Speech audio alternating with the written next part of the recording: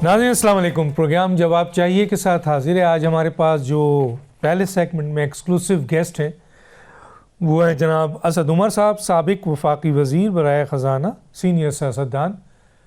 आपका बहुत शुक्रिया सर, आपने हमें ज्वाइन किया। जी असद उमर साहब, मेरी आवाज़ आ रही है आपको? जी बिल्कुल आ रही।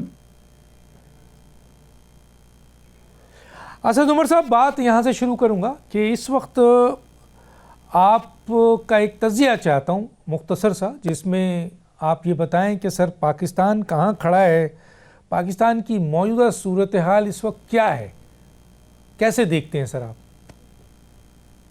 तो इसको अगर बिल्कुल एक जुमले में मैंने इसको समेटना हो तो मैं कहूँगा कि किसी अच्छी जगह नहीं खड़ा, ना सिमत अच्छी नज़र आ रही है। थोड़ी सी और तफसील में जाएंगे तो आप उसके मुख्तलिफ पहलू देख लें तो मईशत हमारी जो है वो एक जमूद का शिकार नज़र आ रही है, वो कहीं बढ़ नहीं रही है। आबादी बढ़ रही है, नौजवान आ रहे हैं और उनके लिए रोज़गार के मौके नहीं पैदा हो रहे हैं। बरामदात रुकी हुई हैं बल्कि गिर रही हैं, सनती पैदावार गिर रही है, फसलें हमारी एक के बाद दूसरे के बाद तीसरी खराब आ रही हैं। तो माशी तौर पे जो है वो हालात को अच्छे नहीं नज़र आ रहे।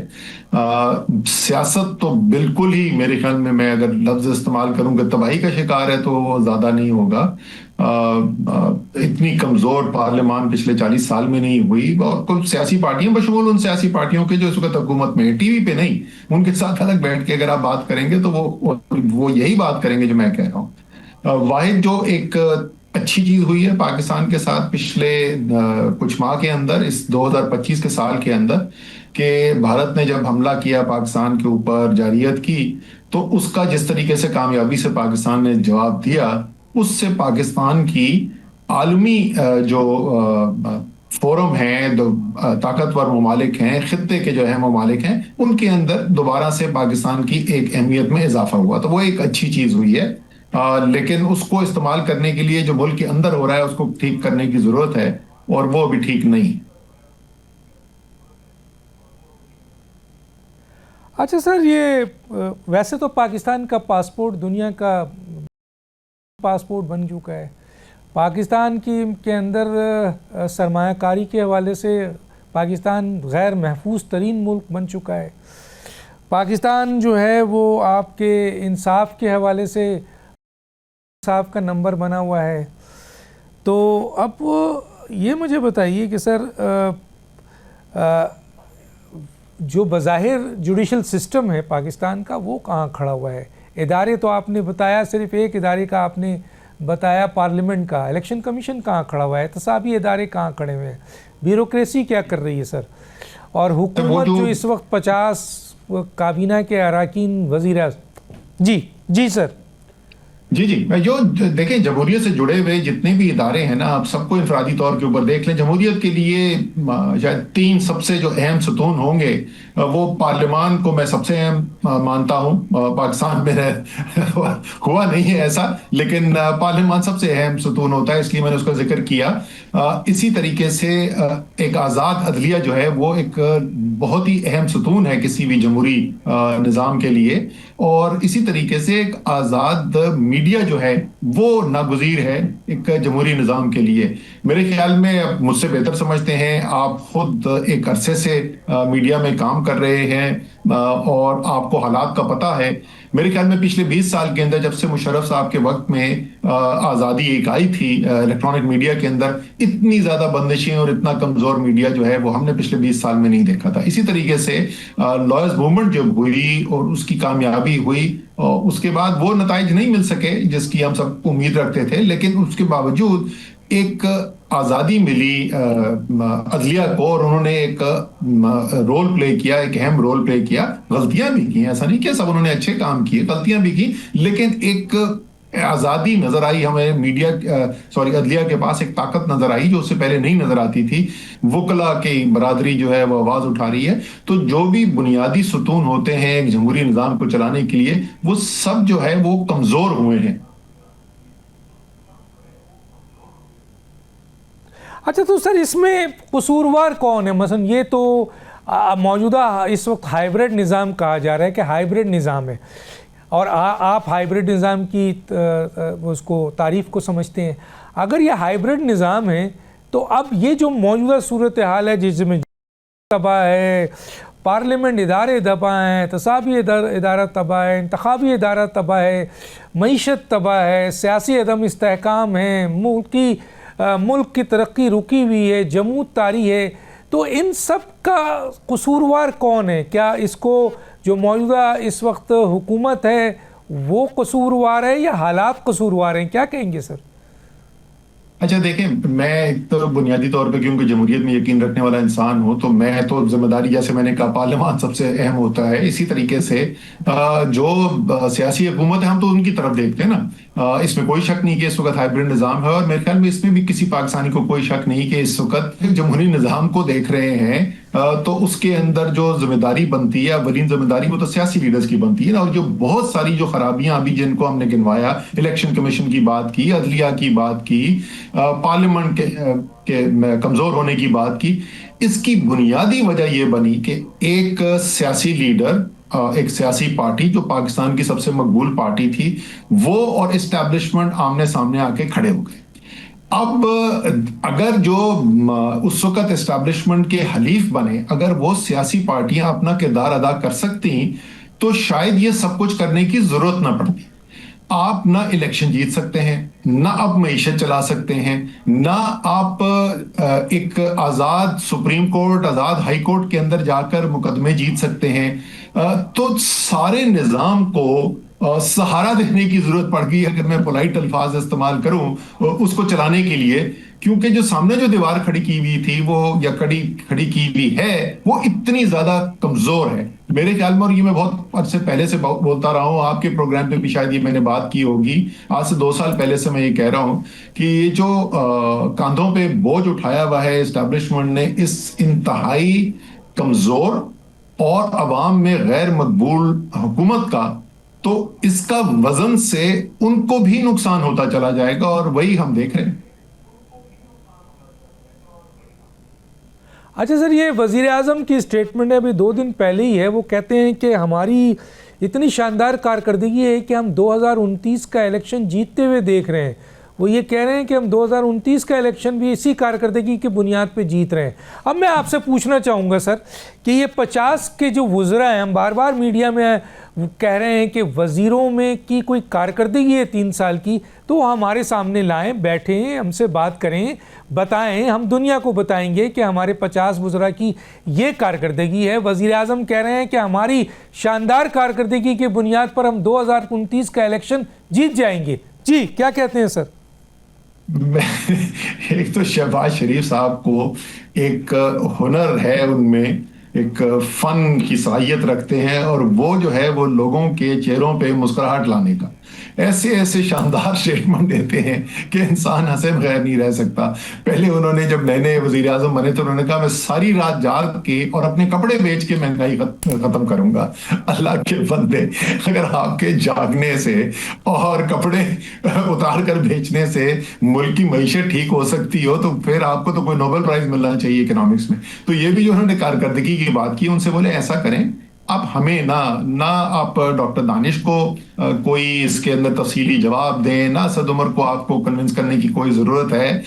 आप ऐसा करें, सिर्फ 2 लोगों का मैं जिक्र कर देता हूं। एक वो IMF जिससे आपने खुद रिपोर्ट लिखाई और उन्होंने कहा कि पाकिस्तान के अंदर होशरुबा करप्शन हो रही है और अरबों डॉलर सालाना जो है वो मुल्क से चोरी हो रहे हैं, और उसमें से ज्यादातर पैसा जो है वो मुल्क के बाहर चला जाता है।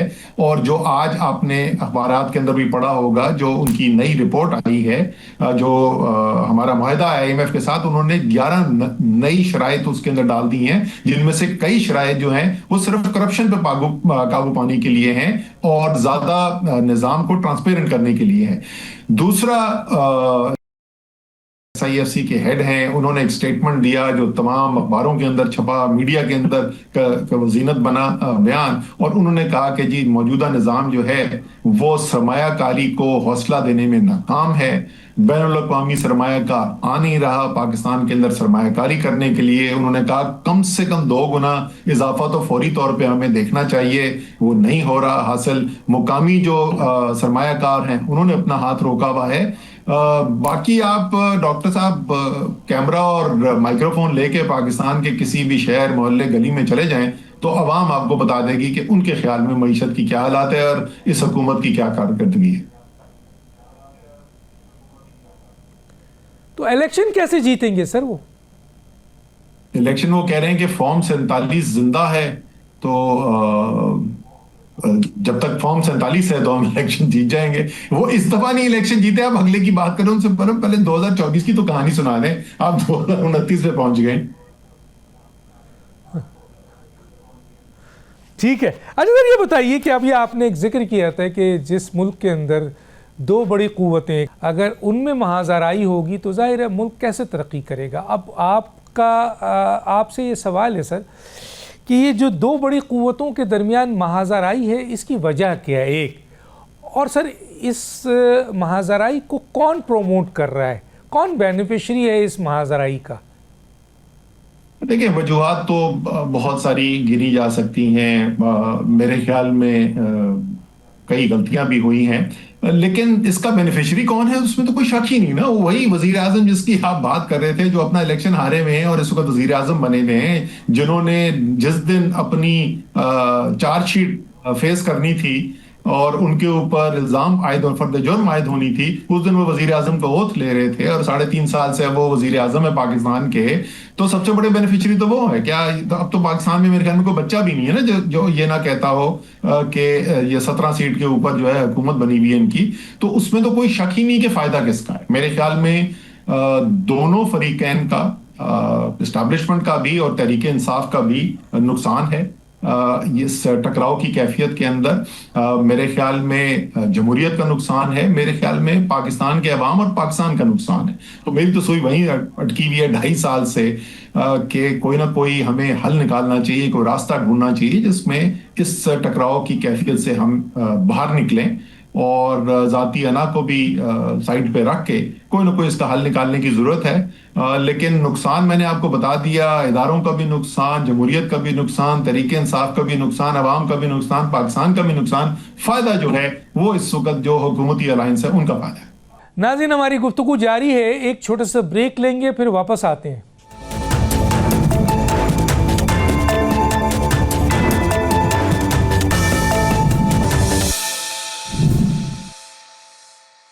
Welcome back. अच्छा सर, एक कुछ लोगों का ये ख्याल है कि जिस तरह आपने भी कहा कि बेनिफिशरी जो है वो मुस्लिम लीग नून है या मौजूदा हुकूमत है और वो नहीं चाहती कि ये महाजराई कम हो। आप क्या इस बात से मुत्तफ़िक़ हैं सर कि ये अगर महाजराई मज़ीद बढ़ेगी, जैसे अभी आपने कहा मुल्क के लिए अच्छा नहीं है, तो आपके नज़दीक क्या सलूशन होना चाहिए सर? क्योंकि एक तरफ भी बहुत अहम इदारा है और जिसकी ज़रूरत पाकिस्तान को बहुत ज़्यादा है, और दूसरी तरफ पाकिस्तान की सबसे बड़ी सियासी जमात है जो दावा करती है कि 80% पाकिस्तानी उसे सपोर्ट करते हैं। ये जो पावर कॉरिडोर का जो क्लैश है, ये तो मुल्क के लिए भी नुकसानदेह है, आवाम के लिए भी है, उस सियासी जमात के लिए भी है, इदारे के लिए भी है। तो करना क्या चाहिए सर? सोल्यूशन क्या है आपकी नज़र में? देखें, सोल्यूशन तो वही पुरानी बात के, देखें जंगें भी जो हैं वो ख़त्म होती हैं किसी न किसी मुज़ाकरात के ज़रिए ख़त्म होती हैं। जैसे मैंने कहा, मेरी तो सुई 2.5 साल से इधर ही अटकी हुई है। लोग नाराज़ भी होते हैं कि मैं ऐसी क्यों बात करता हूँ, इतना जुल्म हो रहा है और आप मुज़ाकरात की बात करते हैं। क्योंकि जैसे मैंने कहा ना कि जंगों के अंदर भी लोगों को एक दूसरे को कत्ल किया जा रहा होता है, खून बह रहा होता है, उसके बावजूद जो है वो आखिरकार साथ बैठ के कोई ना कोई हल निकालना पड़ता है। मेरे ख्याल में अगर तहरीक इंसाफ की जो पॉलिटिकल लीडरशिप है, जो सियासी लीडरशिप है, उसमें से जो लोग हैं वो सियासी सूझबूझ रखने वाले लोग हैं, अगर उनको इमरान खान के साथ मिलने का मौका दिया जाए तो शायद आपको, मैं पहले तो जाहिर है जिस साइड से मैं ज़्यादा जिसको ज़्यादा बेहतर जानता हूँ, जो तरीके इंसाफ है, उसके बारे में बात कर सकता हूँ। आपको शायद तहरीक इंसाफ के बयानिए और हिकमत अमली में शायद कोई फर्क नजर आए। जाहिर है फैसला इमरान खान ही करेंगे, लेकिन मेरे ख्याल में जो अभी की सूरत हाल है बनिस्बत उस सूरत हाल में जहां जो इस वक्त उनकी खुद अपनी नामजद करदा जो लीडरशिप है, वो ज्यादातर लोग जो हैं वो बड़े सियासी सूझबूझ रखने वाले लोग हैं। वो इमरान खान के साथ भी सिंसियर हैं, उनके साथ भी पुरखुलूस हैं, लेकिन मुल्क के साथ भी हैं और सियासत भी समझते हैं। तो और उसके बाद जाहिर है जो एक चीज मैं बार बार बोलता रहा हूं कि तहरीक इंसाफ को भी एक बात से अपनी जो पोजीशन है उसको बदलना पड़ेगा। ये कहना कि हम सियासी पार्टियों के साथ बैठ के बात नहीं करेंगे, ये दुरुस्त नहीं है। ये उनकी बात कि ये इलेक्शन जीत के नहीं आए हुए हैं, ये बिल्कुल ठीक है, लेकिन फिर भी वो अवाम के, लाखों अवाम के वोट लेकर आए हुए हैं। तहरीक इंसाफ की तरह करोड़ों ना मिले हों, लेकिन लाखों उन्होंने भी वोट लेके आए हुए हैं, तो सियासी पार्टियां तो वो भी हैं। और दूसरी चीज ये है कि ये मैं बार बार बोल चुका हूं, देखें आप जो मुतालबा करते हैं ना कि हम हमारे साथ एस्टेब्लिशमेंट बराह रास्त बैठ के बात करें, वो कभी भी नहीं करेंगे। आपको अगर उन्होंने बातचीत करने पे आमादा भी हो गए, जो इस वक्त मुझे नहीं कोई सूरत हाल लगती, और कई महीनों से ऐसी सूरत हाल है, अब तो बिल्कुल भी नहीं लगती जैसे सूरत हाल पैदा हुई है। उन्होंने डायरेक्ट नहीं बैठना, वो सियासी जो आपके इंटरमीडियरीज आप कह लें, जो एक ब्रिज का किरदार अदा कर सकते हैं, उनके जरिए ही नेगोशिएशन होनी है। इस्टेब्लिशमेंट की मर्जी और मंजूरी और मंशा के बगैर ये कामयाब नहीं हो सकती, ये बिल्कुल दुरुस्त है। लेकिन आपको सियासी जो लोग हैं उनके साथ भी बैठना पड़ेगा, और शुरू की पेशरफ के बाद बिल्कुल जरूर ऐसी सूरत हाल भी पैदा हो सकती है जहां एस्टेब्लिशमेंट और जो पॉलिटिकल लीडरशिप है, जो तरीके इंसाफ की है, ऐसी सूरत हाल मेरे ख्याल में नामुमकिन नहीं है कि पैदा हो जाए कि वो फिर साथ बैठें। वो भी कैमरे के बगैर होना चाहिए। ये जो है ये लाइव टेलीविजन कैमरा के ऊपर करने वाली बातचीत नहीं है, और पाकिस्तान के आइन के अंदर रहते हुए कोई ना कोई इसका हल निकाला जा सकता है। चलिए सर, आप ये कहते हैं कि इस पॉलिटिकल जमात से नेगोशिएशन करनी चाहिए, लेकिन दूसरी तरफ आपका ये भी कहना है कि ये बेनिफिशरी हैं। तो जो मौजूदा हुकूमत है, जो मुस्लिम लीग नून है, जिसकी इस वक्त अवामी पजीराई कहा जा रहा है कि बिल्कुल नहीं है, पीपल्स पार्टी है, उसको भी अवामी पजीराई नहीं मिली है, ये दो जमातें क्यों चाहेंगी कि मुस्लिम लीग नून की, PTI की और आपकी इस्टेब्लिशमेंट की महाज़ाराई ख़त्म हो और इमरान खान को स्पेस मिले और वो सियासत में दोबारा रुख करें, और फिर इनका मुस्तकबिल क्या होगा? जो पार्टियाँ, क्या वो चाहेंगी मुज़ाकरात कामयाब हो? बिल्कुल भी नहीं चाहते ना, वो इस वक्त नहीं चाहते। और आपने बिल्कुल दुरुस्त कहा। अच्छा, इनके अंदर कुछ लोग जरूर हैं, उनकी लीडरशिप नहीं चाहती, लेकिन इन दोनों पार्टीज के अंदर कुछ लोग ऐसे जरूर हैं जिनको ये समझ में आती है कि सियासत जितनी कमजोर होती चली जा रही है, जितनी अदलिया कमजोर होती जा रही है, जितना मीडिया कमजोर होता जा रहा है, जितनी पार्लियामान कमजोर होती जा रही है, आखिर में तमाम सियासी जो पार्टियां हैं, तमाम सियासी लीडरशिप का नुकसान होना है उसमें। लेकिन मेरे ख्याल में जो उनके हतमी फैसला करने वाले हैं वो इस सोच के लोग नहीं हैं। वो लोग जो हैं वो कह रहे हैं कि बहुत जबरदस्त हो रहा है, इमरान खान को तो रगड़ा लग रहा है ना, तो ये तो चलो इनको ये तो काम करवाया जाए।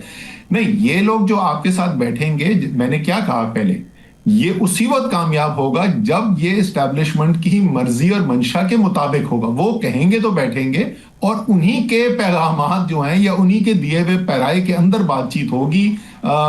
ये अपनी एक आजादाना पोजीशन नहीं ले सकते। मैं तो सिर्फ ये कह रहा हूं कि वो जो कॉस्मेटिक्स होती है ना, क्योंकि फौज की लीडर से सोचे ना, उनकी पॉइंट ऑफ व्यू से अगर आप सोचें, तो क्या उनके ख्याल में ये अच्छा इंप्रेशन जाएगा कि वो आखिरकार बराह रास्त साथ बैठने को तैयार हो गए? वो नहीं होगा ना, वो सिग्नल ये नहीं देना चाहेंगे। लेकिन सर, माजी में बैकडोर मुलाकात हुई है, मामला बैकडोर डील हुए हैं, क्योंकि अभी मियां नवाज शरीफ साहब का ट्वीट में देख रहा था, वो तो उन्होंने तो क्लियर कट कह दिया आज की पोजीशन को देखते हुए कि उन लोगों से कोई मुज़ाकरात नहीं होगा जिन्होंने आपके 9 मई किया है, जिन्होंने मुल्क के ख़िलाफ़ एक्शन लिया है, इदारों के ऊपर हमला किया है। अगर मियां नवाज शरीफ साहब, जो मुस्लिम लीग नून की हुकूमत के रूए रवा हैं, कायद हैं, वो इतना सख्त बयान देते हैं मुज़ाकरात के ऊपर कि नहीं होगा, तो फिर क्या ऑप्शन, तो फिर जाहिर है कहाँ जाएगा सर? और क्या पाकिस्तान में माजी में बैकडोर मुलाकातें, बैकडोर मुलाकात में मसाइल हल नहीं हुए? बहुत से मसाइल हल हुए हैं सर।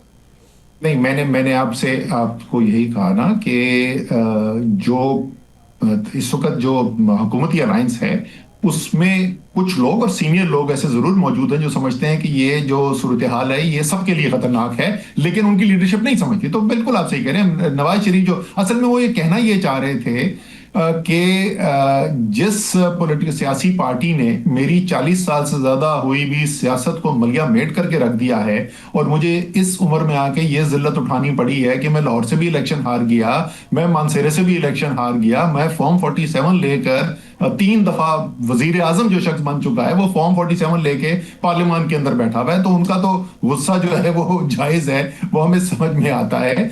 लेकिन वो जो कह रहे हैं ना कि एक बातचीत नहीं हो सकती, जिन्होंने फौज के खिलाफ बात की, तो सिर्फ साहब जो हैं मियाँ साहब वो अपनी तकरीरें उठा के देख लें, गुजरांवाला जलसे में क्या की, मुख्तलिफ इंटरव्यूज में वो क्या बात करते रहे हैं, उनकी बेटी क्या कहती रही है, उनकी पार्टी के लीडर्स ख्वाजा आसिफ और दूसरे किस किस्म के बयान देते रहे फौज के खिलाफ। तो उनसे बोले मियाँ साहब ये वाली जो कहानी है ना ये तो आप हमें ना सुने। लेकिन जैसे मैंने कहा कि अगर बराह रास्त बात हो सकती है तो मेरे ख्याल में तो बिल्कुल कर लेनी चाहिए। मैं तो सिर्फ आपसे कह रहा हूं कि जो सूरत हाल है उसमें ये मुझे मुमकिन नहीं रखता।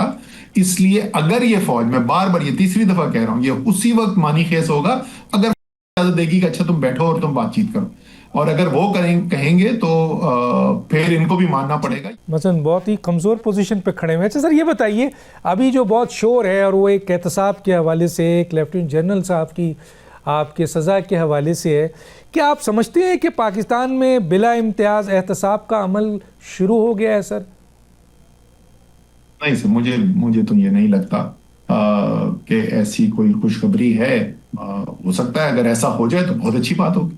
अगर अगर आज से साल, 2 साल, 3 साल के बाद, 10 साल के बाद हमें ये लगे कि वाकई पाकिस्तान बदल गया है और वाकई में बिला इम्तियाज एहतसाब शुरू हो गया है, तो बड़ी अच्छी बात होगी, बड़ी मुल्क के लिए खुशाइंद बात होगी। अगर आप मुझसे पूछ रहे हैं कि इस वक्त मेरा तज्जिया क्या है, तो मुझे नहीं लगता। अच्छा सर, ये जो सज़ा हुई है जिसके ऊपर जो 4-5 पॉइंट्स सामने आए हैं, उनमें 2 पॉइंट बहुत ही इम्पॉर्टेंट है जिसके ऊपर सज़ा हुई है। और एक ये है कि आपने अपने इख्तियारात का नाजायज़ इस्तेमाल किया, और दूसरा ये कि सियासत में आपने मुदाखलत की। ये 2 बड़े अहम पॉइंट लगे हैं इनके ऊपर। इसके अलावा आपके और भी चीज़ें हैं, लेकिन ये 2 पॉइंट अगर ये जो सज़ा दी गई है और जिसमें ये 4-5 चीज़ें इस्टेब्लिश हुई हैं, तो क्या आप नहीं समझते कि ये एक प्रेसिडेंट तय कर रहा है कि पहले के भी और आइंदा भी, या अभी के अगर कोई शख्स इसमें मुलव्विस पाया गया तो अब उसको भी सज़ा होगी? देखिए, 2 मुख्तलिफ चीजें ना। एक, आपने मुझसे पूछा क्या इसका मतलब है कि बिला इम्तियाज एहतसाब शुरू हो गया है, और दूसरी बात यह है कि एक प्रेसिडेंट बन गया। देखिए, प्रेसिडेंट बिल्कुल बन गया है। जिस तरीके से सियासतदानों ने जब एक दूसरे को करप्शन के ऊपर जेलों में डालना शुरू किया, तो वो सिलसिला जो है वो 30 साल से चल रहा है और वो रुक नहीं रहा ना, वो चलता जा रहा है वो सिलसिला, क्योंकि वो प्रेसिडेंट बन गया है। बारी बारी सब जो है वो जेलों के अंदर जाते हैं, बारी बारी हुकूमतें बदलती हैं, वो जेल से आते हैं, वजीर आजम हाउस चले जाते हैं, वजीर आजम हाउस से निकलते हैं, जेल चले जाते हैं। तो प्रेसिडेंट तो बिल्कुल सेट हो रहा है। इससे अगर आप वाकई में हमेशा के लिए एक बेहतरी के निज़ाम की तरफ जाने चाहते थे ना, तो मेरी पहले भी ये राय मैंने दी थी, मैं आज भी इसमें यकीन रखता हूं कि देखें, chief of army staff, sitting chief of army staff general Qamar Javed Bajwa जो हैं, वो तकरीर में, जिसके वीडियोस आज भी सोशल मीडिया के ऊपर घूमते हैं, इतराफ कर चुके हैं कि 70 साल से फौज जो है वो सियासत के अंदर मुलविस रही है। तो 70 साल से जनरल फैज तो नहीं चला रहे थे फौज का जो सियासी सेल है। तो इसका मतलब कि ये तो एक पुरानी ट्रेडिशन थी ना। इसी तरीके से अगर आप सियासतदानों से देखें, मेरे ख्याल में एक भी सियासी कोई पार्टी नहीं बचेगी आपको जो इससे बरीउज़िम्मा हो कि उन्होंने किसी न किसी तरीके से फौज की मदद हासिल की अपने सियासी मकासद के लिए। तो जब इतनी तारीख भरी हुई हो, तो जिस तरीके से वो जनूबी अफ्रीका के अंदर एक ट्रुथ एंड रिकंसिलिएशन कमीशन बनाया गया, यानी एक सच्चाई और एक इतराफ के लिए, बजाय कि सबको किस किस को जेल में डालेंगे, आप सारे सियासतदानों को जेल में डाल देंगे, सारी पुरानी साबका फौज की लीडरशिप को जेल में डाल देंगे, या इतराफ करते हुए आप निजाम को बेहतर करते हुए एक रिकॉर्ड के ऊपर बात आके और लोग अपनी अपनी जिसने गलती की है उस गलती को माने भी, और उसको बुनियाद बना के एक बेहतर निजाम की तरफ हम आगे चलें। मेरे ख्याल में तो वो बेहतर होगा, वो ज्यादा पायदार होगा। मुश्किल है, वो आसान नहीं है, और फिर ये कहा जा सकेगा कि वाकई में कि बिला इम्तियाज हो गया है। अच्छा सर, हुकूमती वज़रा जिस तरीके से आकर प्रेस कॉन्फ्रेंस कर रहे हैं, लोगों का ख्याल है जो बहुत ही सेंसिबल तजिया निगार हैं वो कहते हैं कि ये हुकूमत का काम नहीं है, हुकूमत का काम है पानी डालना, मामलात को नॉर्मलाइज करना, ये अपोजिशन का काम होता है। अब इस सिलसिले में दो बातें बहुत ज़्यादा शोर से कही जा रही है और वाज़ेह ऐलान किया जा रहा है कि एक तरफ KPK में गवर्नर राज की बात की जा रही है और दूसरी तरफ जो है वो PTI, जो पाकिस्तान की सबसे बड़ी सियासी जमात है, PTI क्लेम करती है कि वो बहुत बड़ी तादाद आवाम की उसके साथ खड़ी है, उस जमात को जो है वो बैन किया जाए, उसको जो है वो उस पर पाबंदी लगाई जाए। तो ये दोनों अमल अगर होता है तो ये मज़ीद महाज़ाराई बढ़ेगी नहीं सर इससे? देखिए, मैं तो जैसे पहले भी आपसे कह रहा था ना कि ये जो सब इकदाम कर रहे हैं तो वो एक जमहूरियत की कब्र खोदने के मुतरादिफ है। और जब ये खोदी जाएगी कब्र तो आप पहली लाश उसमें जो कोई भी जाए, लेकिन एक एक करके सबने फिर जाना है वहां पे। तो ये मेरे ख्याल में तो बिल्कुल तबाही की तरफ हम जा रहे हैं। जहां तक उनकी प्रेस कॉन्फ्रेंसेस की बात है ना, देखें, आपने कहा हाइब्रिड, और सारा पाकिस्तान मानता है कि एक हाइब्रिड निजाम है। उस हाइब्रिड निजाम में एक पार्टनर जो है उसने तो जंग भी जीत के दिखा दी, उसने हर किस्म की डिलीवरी जो है, जो उनकी जिम्मेदारी नहीं थी वो भी करके दिखा दी। और हुकूमत जो है उससे ना मईशत चलाई जाती है, ना उनसे कोई सियासी बयानिया बनाया जाता है।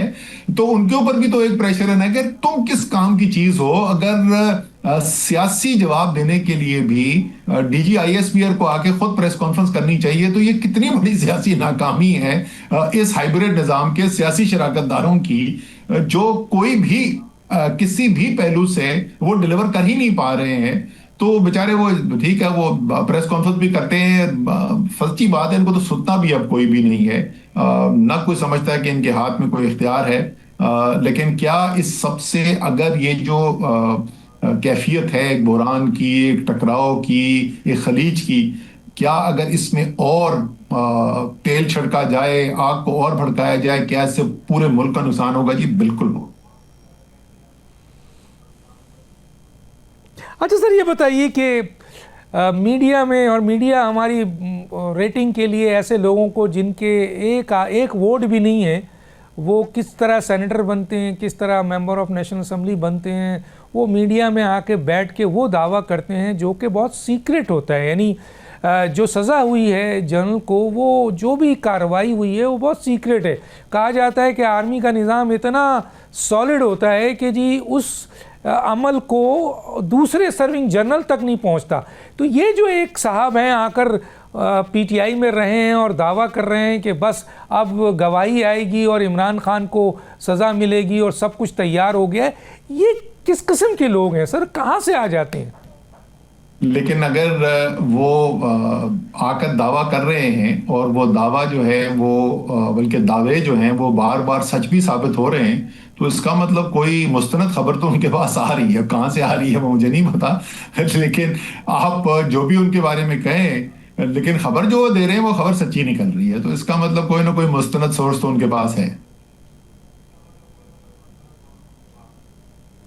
तो इसका मतलब ये है कि अब ये अगर उनका अगर ये बात मान भी ली जाए कि जनाब आली अब जो गवाही है वो जारी है 9 मई के हवाले से सबूतों के साथ इमरान खान के ख़िलाफ़, और इमरान खान का ट्रायल अब मिलिट्री कोर्ट्स में होगा, तो आप ये समझते हैं कि ये एक जस्टिस सही अमल है और ये सबूत होगा और ये जो बातें कर रहे हैं वो सही है?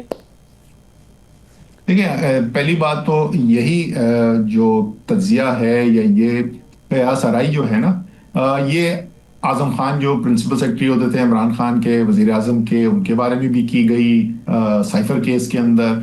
फिर उसके बाद बहुत खबर चली और बार बार खबर चली कि मलिक रियाज ऐसी कोई गवाही देने जा रहे हैं। अब हम सुन रहे हैं जनरल फैज के बारे में। तो वो पहले दो जो थे उन्होंने तो वो नहीं किया, तो ये तो देखना पड़ेगा कि करेंगे कि नहीं। आप पूछ रहे हैं क्या इंसाफ होगा? अगर वाकई में कोई सबूत है तो भाई बड़ी अच्छी बात है।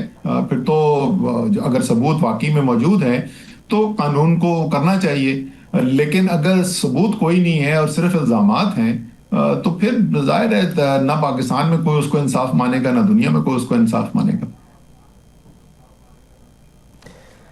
ठीक है सर, और सबसे बड़ी बात यह है कि इंसाफ होता हुआ भी नज़र आए, और इंसाफ सबके साथ हो, एक आदमी के साथ नहीं। ये इंसाफ तो 1985 से शुरू होना चाहिए और 2025 तक चलना चाहिए। आपका बहुत शुक्रिया असद उमर साहब। टाइम था, एक सेगमेंट था, किसी स्टेज पर मज़ीद बात करेंगे। नाज़रीन, एक ब्रेक पे जाएंगे और दूसरे सेगमेंट में दूसरे मेहमान के साथ दोबारा हाजिर होते हैं।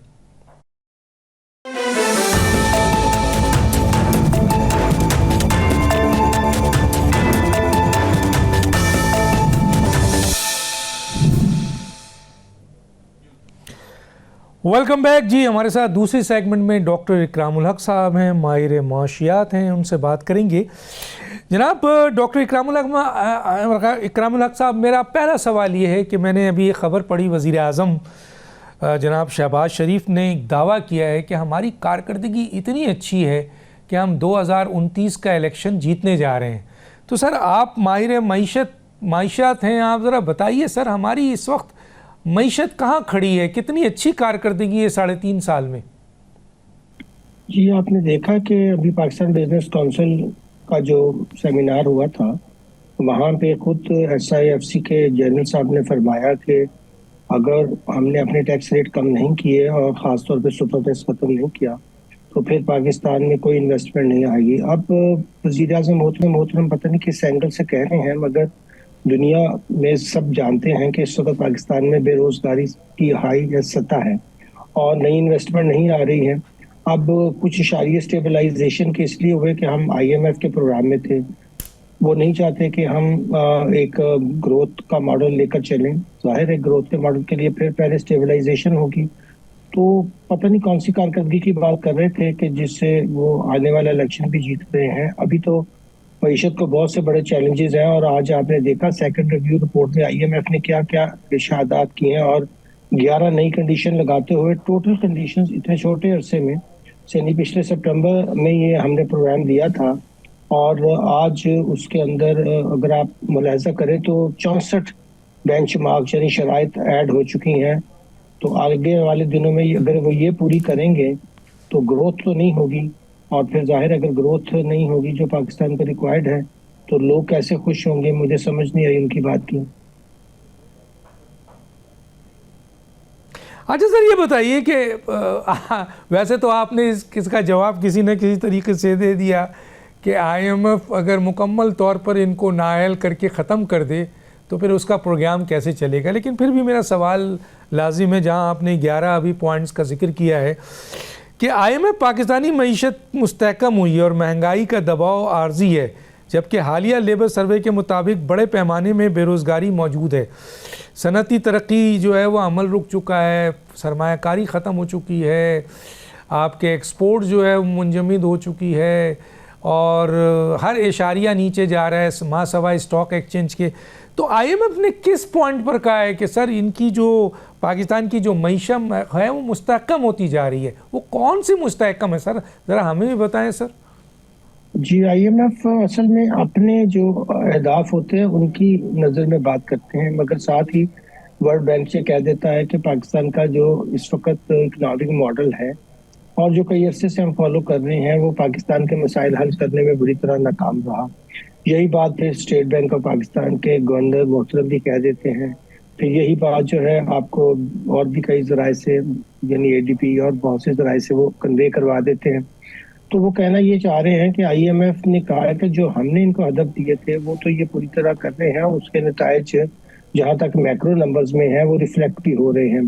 जाहिर है अगर आप इम्पोर्ट्स पे पाबंदी लगा दें और बहुत ज़्यादा इम्पोर्ट ना करने दें, एक्सपोर्ट आपकी गिर जाए और रेमिटेंस चलिए आपको सहारा दिए हुए हो तो कुछ आपका करंट अकाउंट का डेफिसिट काबू में रहा। इन्फ्लेशन तो बाहर क्या फिर दोबारा जा रही है और अगर इन्फ्लेशन वाकई इतनी तरह से नीचे आ रही होती सिंगल डिजिट में तो फिर हम अपना शरह सूद स्टेट बैंक के 11% पे रखती, 11% पे तो खुद हुकूमत बारो करेगी तो जो बैंक आम लोगों को देंगे 14-15% पे देंगे, वो कैसे बिजनेस करेंगे?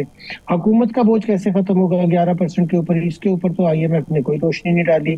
अब वो जो प्राइमरी सरप्लस लेते हैं उसमें से उस वक्त सूद को तो निकाल देते हैं।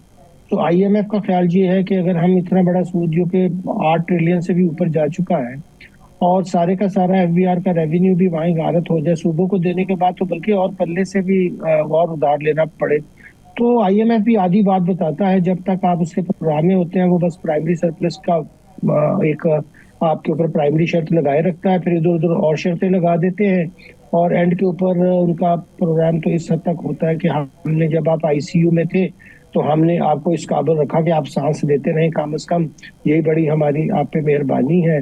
और इसके अलावा हम आपके लिए क्या कर सकते थे? आप 100 मीटर की रेस तो आप जीतने से रहे।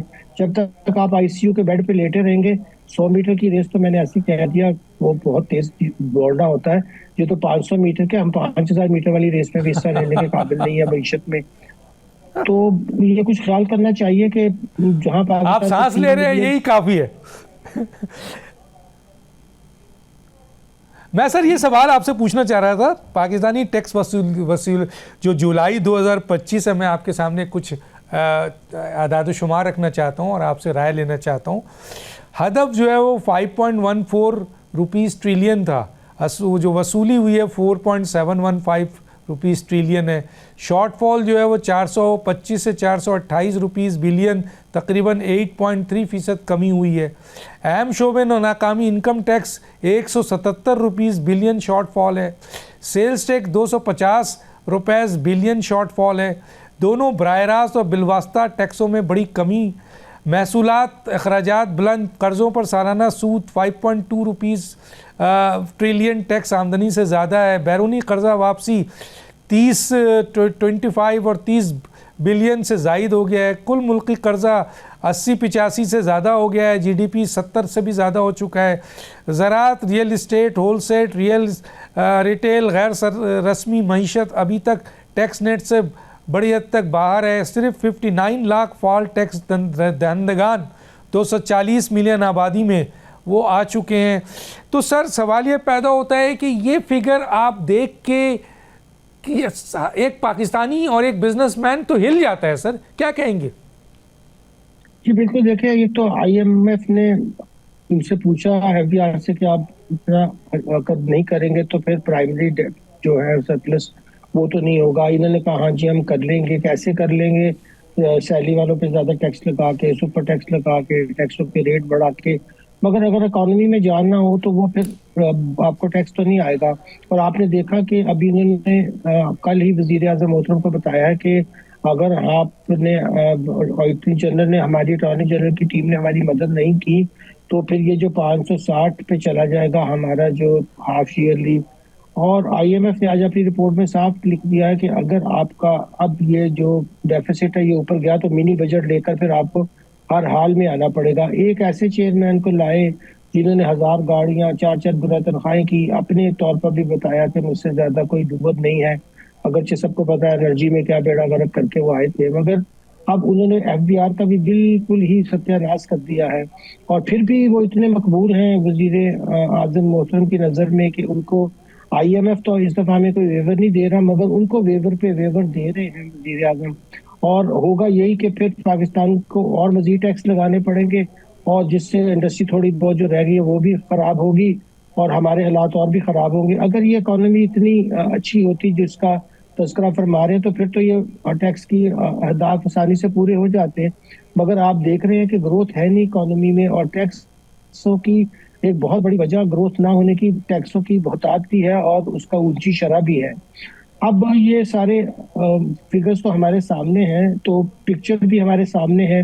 आईएमएफ चाह रहा है कि अगर आपने दिसंबर में ये बहुत बड़ा लॉस किया, जिसका इंडिया भी दे चुके हैं, चेयरमैन साहब फरमा चुके हैं कि इतना लॉस तो हो ही होगा, 560 पे मेरा डेफिसिट जाएगा, बस इतने पे गया तो वो फिर आप तैयार रहें कि जनवरी में वो कहेंगे कि आप हमें बताएं कि आपने मिनी बजट में क्या क्या तजावीज़ है। और फिर वो उनकी तजावीज़ वही होती हैं जहां आसानी के साथ टैक्स हाथ आ जाए, ना उनसे कोई ब्रॉडनिंग ऑफ टैक्स बेस होती है, ना उनसे अपनी इन्फोर्समेंट दुरुस्त होती है। मगर गाड़ियां जो उन्होंने ली थी कि हम जा जाकर एक एक बाजार में लोगों को रजिस्टर करेंगे, वो गाड़ियां अब दनाते फिरते हैं, उस पर ऑफिसर्स और वो अपनी ताकत का मुजाहरा कर रहे हैं क्योंकि उसके ऊपर एफबीआर लिखा होता है। तो ये पुलिस वाली सोच जब तक एफबीआर में रहेगी और उसने ना ही एक सर्विस ओरिएंटेड एजेंसी बनना है, तो फिर लोग भी तंग आकर कारोबार बंद करके बाहर जाना पसंद करेंगे, क्योंकि कैपिटल तो किसी का नहीं होता, वो वहां जाता है जहां उसको सहूलियात मुयसर होती हैं। तो हम अपना कैपिटल जो है और अपना स्टेट का जो डेफिसिट है स्टेट के साथ बढ़ता जा रहा है लोगों का, अगर बिजनेसमैन का हम एतमाद ही खो दे तो फिर ये तो बहुत बड़ा सासा खो देते हैं हम। वही तो होते हैं जो आपका यहाँ सरमाया लगाते हैं, वही तो होते हैं जो आपको यहाँ रोजगार पैदा करते हैं। मगर आप देखिए कि चेयरमैन हर मीटिंग में, चाहे वो कहीं पर भी हो, चाहे वो सेनेट की कमेटी के सामने हो, वो बिजनेसमैनों को गालियां देते हुए नजर आते हैं और कहते हैं कि जी ये तो टैक्स ही सही नहीं देते हैं। तो इससे आप अंदाजा लगा लें कि एक क्या रवैया जा रहा है कि बजाय फैसिलिटेशन के वो तो एंटेगोनिज्म के मूड में है। अच्छा सर, ये बताइए कि एक तरफ आईएमएफ ये बताती है कि जनाब आली सालाना तकरीबन जो है वो 26 बिलियन डॉलर करप्शन में जा रहा है, 26 बिलियन डॉलर सालाना।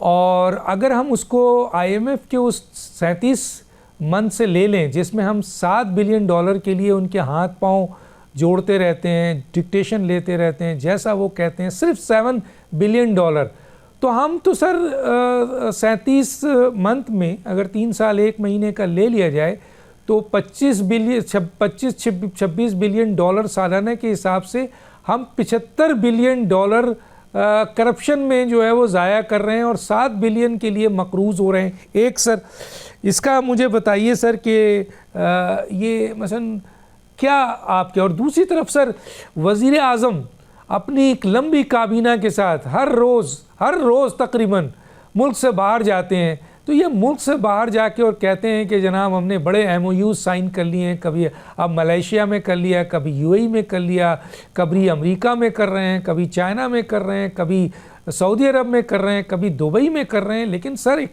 51 साल रिकॉर्ड टूट गया है कि 1.6 या 1.5 बिलियन डॉलर की सिर्फ एक सरमायाकारी आई है, बाकी कोई आने को तैयार ही नहीं है। 27 बिलियन डॉलर की पहले भी MOU साइन हुए हैं, क्या कहेंगे सर? जी, वज़ीर आज़म मोहतरम जो डॉलर थोड़े बहुत तो उनको नजर आ रहे हैं वो भी जाया कर रहे हैं दौरे करके, और उनको आदत है इस तरह के काम करने की। पिछले कई, आपको पता है, दहाइयों में जब इनकी हुकूमतें थी तो बैरूनी दौरों के जब अखराजात सामने आए थे, अब तो कोई इस पर इन्वेस्टिगेशन नहीं कर रहा, तो लोग दंग रह गए थे कि उतने पैसे पाकिस्तान में आए नहीं जितने हमने जाया कर दिए।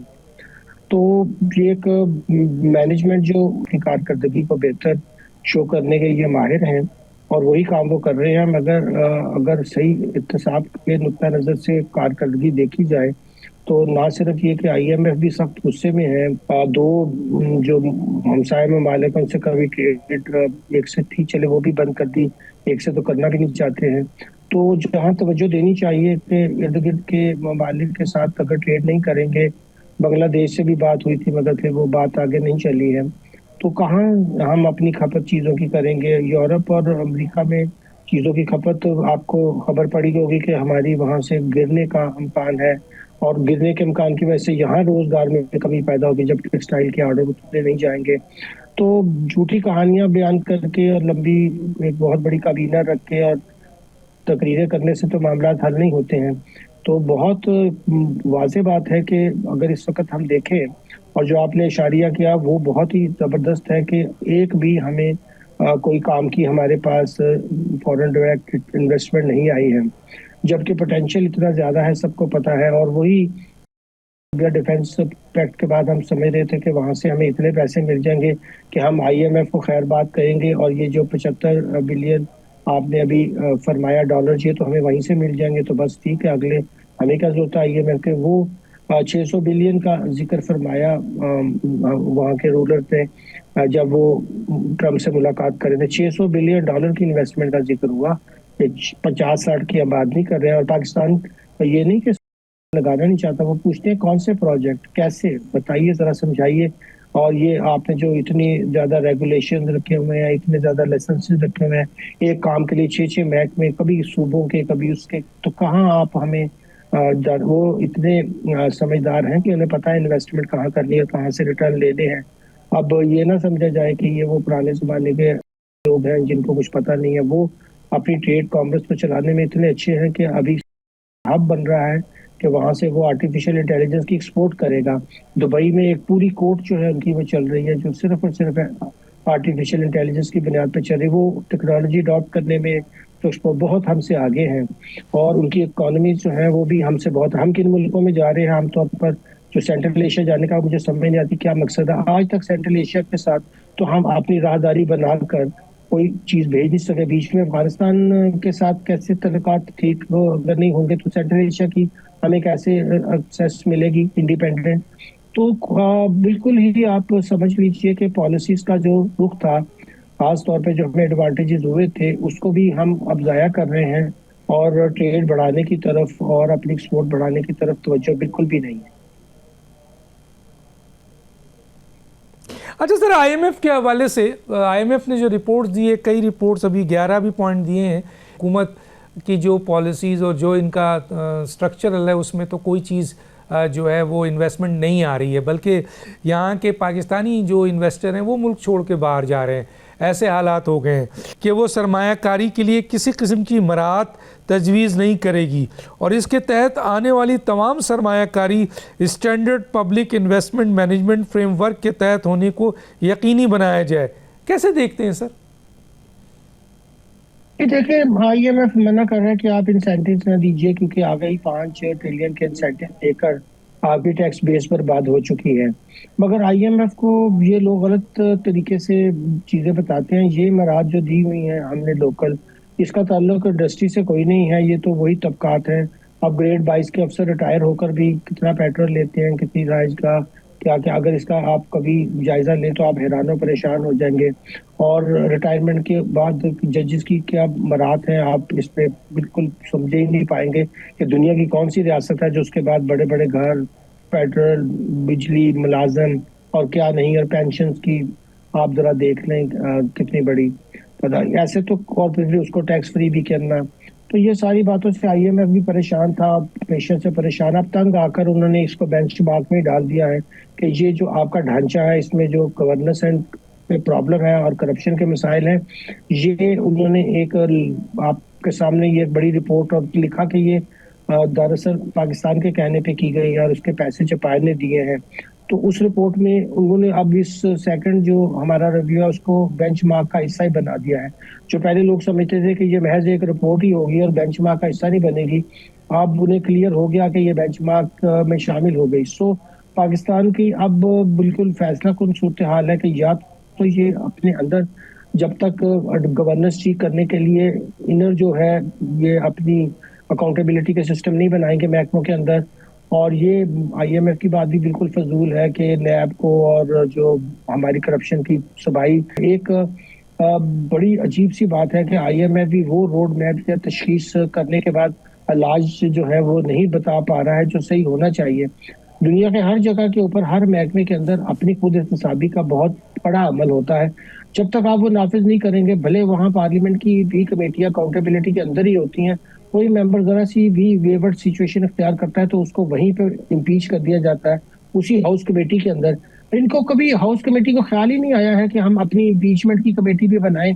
जो लोगों के डिविएंट बिहेवियर हैं, जो इस तरह की चीजों की शिकायत आए, उनको हम सुने। जब वो अपना एहतसाब करने को तैयार नहीं होते तो दूसरों का क्या करेंगे।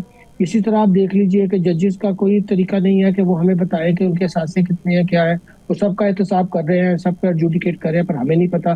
सरकारी मुलाजमों के बारे में अब आईएमएफ ने कहा कि अगले दिसंबर तक आप इनकी सारे सासे जाहिर करें, वो भी नहीं बताना चाहते हैं। तो ये तबके जिनके बारे में आईएमएफ कह चुका है कि इन्हीं की वजह से पाकिस्तान में प्रॉब्लम्स है, वही अपने आप को रिफॉर्म क्यों करेंगे। मुझे तो समझ नहीं आती कि वो रिफॉर्म करने को तैयार नहीं होंगे और आईएमएफ का प्रोग्राम चलने में मुश्किल पेश आएगी। तो आने वाले दिनों में संजीदगी से भी इस पे गौर करना चाहिए कि आईएमएफ का इशारा क्या है और हम बात को समझ पाए हैं कि नहीं पाए हैं। क्या हम इतनी बड़ी काबीना रखेंगे, इसी तरह ये लल्ले तलल्ले करते रहेंगे, वही मिनिस्ट्रियां रखेंगे तो 18वीं तरमीम के बाद हम सूबों को दे चुके हैं। क्या वफाक अपना खर्चा कम से कम 50% कम करेगा कि नहीं करेगा। तो ये सारे मामलात वो तो पॉइंट आउट करके एक तरफ हो गए हैं। अब देखना है कि पाकिस्तान इसके ऊपर कुछ अमल दरामद करने के लिए भी तैयार है या नहीं है। कैसे करेंगे सर? अगर इन्होंने किया तो इनकी कदगन होगा, ये पकड़े जाएंगे। इनकी एहतसाब होगा, इनकी मॉनिटरिंग होगी, इनको पकड़ा जाएगा, ये कैसे करेंगे? और देखिए गवर्नेंस और नाअहलियत दो इशू हर जगह से बोला जा रहा है इस हुकूमत के, और 3.5 साल हो गए इस हुकूमत को। 50 की कम और एक वजीर आज़म के पास कोई कारकर्दगी अगर है तो वो आए, मीडिया में बैठे, हर मिनिस्टर बैठे और अपना पूरा चट्टा कट्टा लेके बैठे और बताए कि उसने 3.5 साल के अंदर पाकिस्तान को, पाकिस्तान की मईशत को, अपने शोबे को, पाकिस्तान की आवाम को क्या बेनिफिट पहुंचाया है। करें, लेकिन पूरी दुनिया बता रही है, इदारे बता रहे हैं, IMF बता रहा है कि ये जो मौजूदा हुकूमत है ये नाकाम तरीन है, बैड गवर्नेंस है, नाअहलियत है और करप्शन है। लेकिन कोई जो पावरफुल लोग हैं, जो इस मुल्क को चलाने वाले हैं, उनको ये सोचना चाहिए कि अगर यही सिलसिला इसी तरह चलता रहा तो मुल्क तबाही की तरफ मज़ीद जाएगा। डॉक्टर दानिश को याद दीजिए, वक्त ख़त्म हुआ चाहता है। अल्लाह हाफिज़।